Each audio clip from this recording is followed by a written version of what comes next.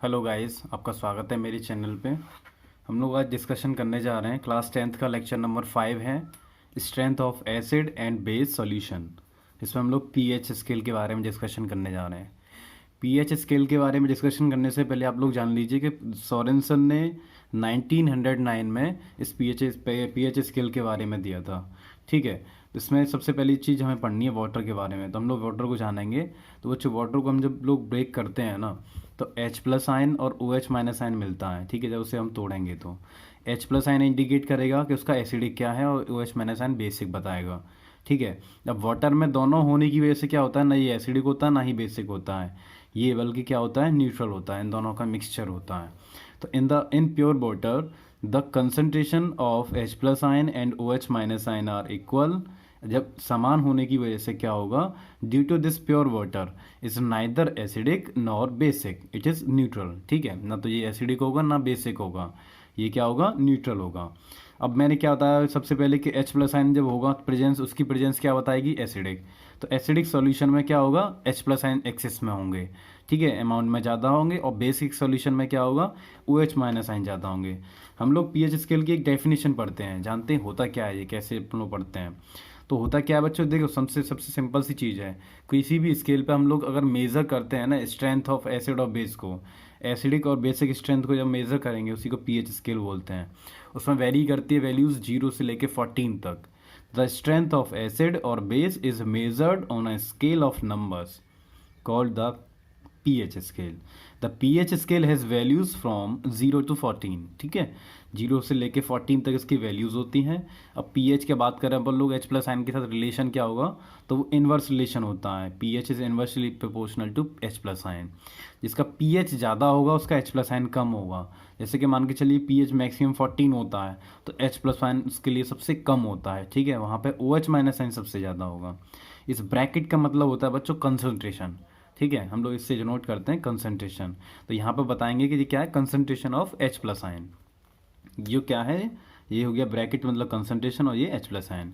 तो ये pH is inverse of H+ ion concentration. ठीक है, तो जैसे कि होता क्या है, जब स्केल पे अपन लोग मेजर करते हैं तो जो उसका सेंटर पॉइंट होता है वो 7 होता है। तो 0 से लेके 7 के बीच में जो भी आता है वो सब एसिडिक होता है, और आफ्टर 7 जो भी वैल्यूज़ आती हैं वो सब क्या होता है, बेसिक होता है।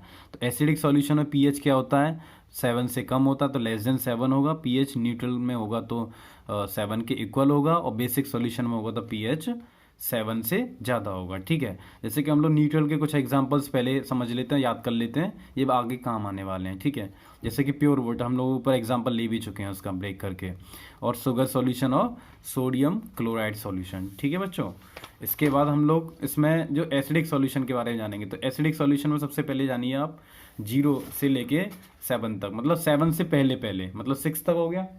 ठीक है, तो 0 से लेके जो 3 तक होगा वो तो स्ट्रॉन्ग एसिड हो जाएगा, और 4 से लेके 6 तक होगा वो क्या होगा, वीक एसिड होगा। जैसे कि एग्जांपल CH3COOH एसिटिक एसिड, और स्ट्रॉन्ग एसिड में आएगा HCl, कॉन्सेंट्रेटेड HCl भी आता है, और सॉरी कॉन्सेंट्रेटेड भी आता है और डाइल्यूट भी आता है। ठीक है, और अपन लोग जानेंगे पीएच। जो पीएच होता है 7 से कम होता है एसिड के लिए, तो इसमें जो इंडिकेटर होता है उस इंडिकेटर से जैसे लिटमस टेस्ट करते हैं अपन लोग, तो इसमें क्या होता है एसिडिक में, ब्लू से रेड की तरफ, ब्लू लिटमस रेड। ठीक है, और मिथाइल ऑरेंज का कलर भी क्या हो जाएगा, रेड में बदल जाएगा। अगर बेसिक की बात करते हैं तो सेम सिचुएशन है, उसमें भी स्ट्रॉन्ग बेस और वीक बेस आएगा। स्ट्रॉन्ग बेस होगा बच्चों 14 से नीचे जाओ 4 तक, तो 14, 13, 12 और 11। ठीक है, 4 नंबर्स हो गए, जिसमें ऐसे एग्जांपल है NaOH, इसे क्या बोलेंगे, सोडियम हाइड्रोक्साइड। उसके अलावा है वीक बेस, पीएच इसका होता है 8, 9, 10, जिसमें कि मैग्नीशियम हाइड्रोक्साइड एग्जांपल में आता है। अगर बेसिक का पीएच 7 से ज़्यादा होता है तो उसके लिए इंडिकेटर रेड लिटमस ब्लू होगा। ठीक है, और उसके बाद फिनोफ्थिलिन जो होता है उसका पिंक में कन्वर्ट होता है। ठीक है, उसके बाद पीएच स्केल के बारे में देखते हैं हम लोग। तो पीएच स्केल के बारे में देखेंगे तो देखिए 0 से 7 तक एसिडिक हो गया, एसिड हो गया, और 7 के बाद 14 तक बेस हो गया, और 7 वाला क्या है, न्यूट्रल हो गया। ठीक है, एसिड को अपन लोग शायद हिंदी में बोलते हैं अम्लीय बोलते हैं, अम्ल, बेस को बोलते हैं क्षार। ठीक है, और शायद न्यूट्रल को उदासीन बोलते हैं, ये हिंदी का टर्म है कुछ। ठीक है, 0 से लेके 3 तक स्ट्रॉन्ग एसिड हो गया, 4 से लेके 6 तक वीक एसिड, मतलब बिलो 7 से। ठीक है, 7 से लेके 7 के बाद 10 तक वीक बेस होगा, और उसके बाद जितना होगा सब स्ट्रॉन्ग बेस होगा। ठीक है, तो यहाँ से यहाँ तक क्या हो रहा है बच्चों, बेसिक नेचर बढ़ रहा है, और यहाँ से पीछे लौट रहे हैं तो क्या हो रहा है, एसिडिक नेचर बढ़ रहा है। मैंने पहले ही बताया था कि पीएच का नंबर सबसे ज़्यादा होगा तो वहाँ पे एच प्लस आयन की वैल्यू सबसे कम होगी, पीएच की वैल्यू सबसे कम होगी और एच प्लस आयन की वैल्यू सबसे ज़्यादा होगी। ठीक है, ये किसको डिनोट करता है, कंसंट्रेशन साइन को। ठीक है बच्चों, उसके बाद देखिए पीएच का कलर चार्ट। कलर चार्ट के बारे में एक छोटा सा सिंपल है, आप लोग बस ध्यान रखिएगा, ज़्यादा इंपॉर्टेंट भी नहीं है, बट हाँ ये कभी कभी क्वेश्चन पूछ लेता है, जैसे कि मैंने कुछ बस में बता रखा है। जैसे कि मान के चलिए इसे पूरा चार्ट बना दी 1 से लेके 14 तक, तो अगर जिसका पीएच 1 होगा तो उसमें डार्क कलर होगा, डार्क रेड, मतलब 0 से 1 के बीच में। ठीक है, 1 से 2 आ जाएगा तो मतलब रेड आ जाएगा, फिर 3 पे ऑरेंज रेड आएगा, ऐसे करके सबके कलर दिए। 4 पे ऑरेंज, 5 पे ऑरेंज येलो, 6 पे ग्रीन येलो, ठीक है, 7 पे ग्रीन होता है, और 8 पे होता है ग्रीनिश ब्लू, 9 पे होता है ब्लू, 10 पे होता है नेवी ब्लू, 11 पे होता है पर्पल, 12 पे होता है डार्क पर्पल, और 13 पे होता है वायलेट। ठीक है, 14 पे होता है वायलेट। तो आप लोगों को याद रखना है, न्यूट्रल के बाद अपन लोग पढ़ेंगे तो मोर बेसिक होगा, और न्यूट्रल से पहले लौटेंगे पीछे तो मोर एसिडिक होगा। नोट में जैसे मैंने कुछ एग्जांपल्स भी दे रखे हैं पीएच के, पीएच वैल्यू और कुछ सम सब्सटेंसेस की पीएच की वैल्यू दे रखी है, जैसे ये रहा। कंसनट्रेटेड HCl का क्या होगा, 0, पीएच की वैल्यू 0 है। ठीक है, जिसमें H प्लस आयन सबसे ज़्यादा होंगे। ठीक है, डाइल्यूट HCl में 1, विनेगर में 4, प्योर वाटर में 7, सलाइवा और ब्लड में कितना होता है पीएच इसका, 7.4। बच्चों जी कभी कभी एग्जाम में आ जाता है, सलाइवा का या ब्लड का पूछ लेता है कभी कभी। ठीक है, सब विनेगर पूछ लेता है कभी कभी। ठीक है, मिल्क ऑफ मैग्नीशिया आ जाता है, मिल्क ऑफ मैग्नीशिया 10.5 होता है। ठीक है, डाइल्यूट NaOH किसका होता है, 13 होता है, और कंसनट्रेटेड NaOH का 14 होता है। ठीक है बच्चों, ये हम लोगों ने पीएच कलर चार्ट के बारे में डिस्कशन कर लिया है। उसके बाद कुछ क्वेश्चन है एनसीईआरटी बेस्ड, उन लोगों को आप लोगों के सामने मैं डिस्कशन करने जा रहा हूँ। ठीक है बच्चों, तो देखिए बच्चों इसमें क्या है कि इसमें 2 सॉल्यूशन दे रखे हैं, ए और बी। ए और बी सॉल्यूशन है। पीएच जो है ए वाले सॉल्यूशन का और बी वाले सॉल्यूशन का, इसका पीएच बच्चों दिया है 6, इसका पीएच कितना दिया है 8। जब 8 दिया, देखो पीएच 6 है तो ये तो पहले ही पता चल गया हमें क्या हो गया, एसिडिक, और ये क्या हो जाएगा, बेसिक।